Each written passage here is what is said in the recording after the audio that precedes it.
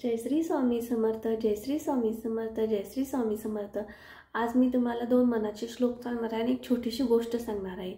पहिला आहे तो श्लोक, तुझी माता पिता सर्वेश्वर जगतारक जगतगुरु नको नको अवेरुले करू दिना उदारू तू एक।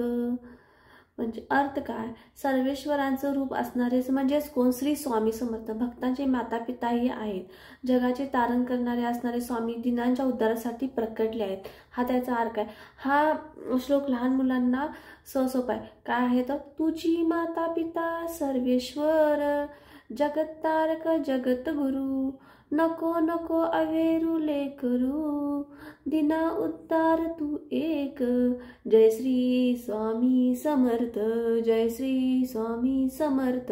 तो दुसरा आहे, देह त्यागिता कीर्ती मागे उरावी मना सज्जनाहेची क्रिया धरावी मना चंदनाचे परित्वाजी जावे परी अंतरी सज्जना निववावे।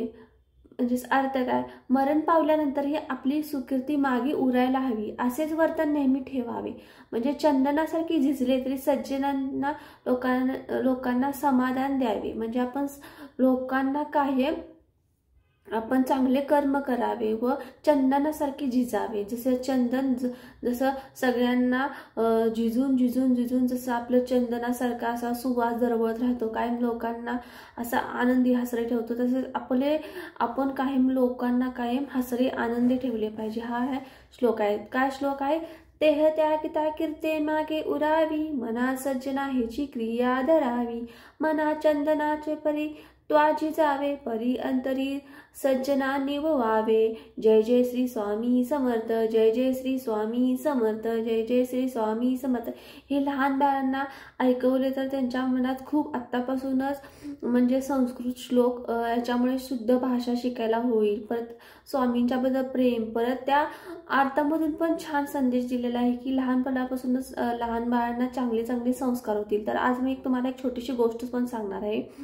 मुंबईमध्ये एक कोळी राहत होता, तो स्वामींची इतकी भक्ती करत होता की आपण ज्यावेळी मासे पकडून झाले की कधी त्याला वेळ मिळत असेल त्यावेळी तो अक्कलकोटला नेहमी स्वामी समर्थांना भेटून येत होता।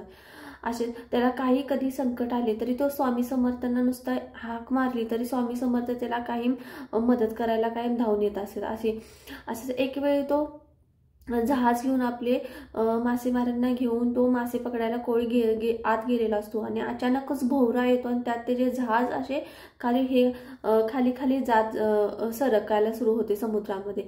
त्यावेळी तो स्वामी समर्थ, आता मला वाचव, मासेमारी तरी सगळ्यांनी आपली हार आता हे केलेली असते, तर आपण बुडून आता मरणार।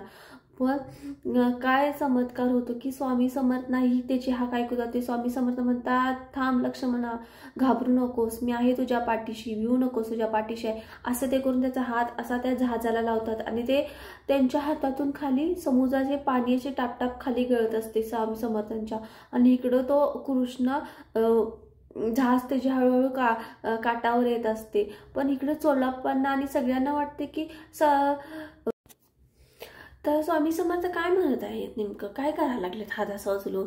तर त्यावेळी ते स्वामींच्या जवळ चोळाप्पा जातात आणि त्यांच्या हातात बघतात तर पाणी असतं, ते बोट लावून ते चाकतात तर ते खारट पाणी असतं। मग ते स्वामींना विचारतात, नेमकं काय झालेलं आहे, तुमच्या हातात कसले खारट पाणी समुद्राचे अचानक कुठून आलेलं आहे। त्यावेळी सांगतात की मी लक्ष्मणा असा जहाजात खाली बुडत होता, तो माझा भक्त आहे, त्याने माझी हे केलेली आराधना केल्यानंतर त्याला संकटातून मी वाचवलेले आहे। आणि हे सांगितल्यानंतर सगळ्यांना थोड्यांना असं पटतं, पण तरी पण असं हे होत नाही। मग थोड्या दिवसांनी 4-5 दिवसांनी झाल्यानंतर लक्ष्मण हा आपल्या बायको पोरांच्या सगळेजण अक्कलकोटला येतात आणि हे समर्थांच्या पाया पडतात। त्यावेळी त्यांच्या लक्षात येते की ही घटना खरी होती। अशा प्रकारे स्वामी समर्थ प्रत्येकाला मदतीसाठी धावून येतात। म्हणून मी म्हणते की प्रत्येकाने स्वामी समर्थांचा जप केला पाहिजे। जय श्री स्वामी।